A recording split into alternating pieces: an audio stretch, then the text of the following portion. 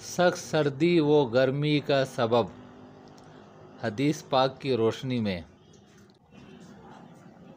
حضرت ابو ہریرہ رضی تعالیٰ عنہ سے روایت ہے کہ نبی کریم صلی اللہ علیہ وآلہ وسلم نے ارشاد فرمایا، جہنم نے اپنے رب سے شکایت کرتے ہوئے کہا، اے میرے رب، جگہ کی تنگی اور بند رہنے کی وجہ سے میرے ایک حصے نے دوسرے حصے کو کھا لیا۔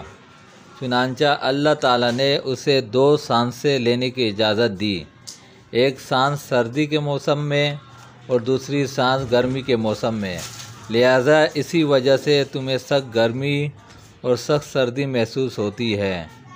اے اللہ، ہمیں سخت ترین گرمی و سردی اور جہنم کے عذاب سے محفوظ فرما، آمین۔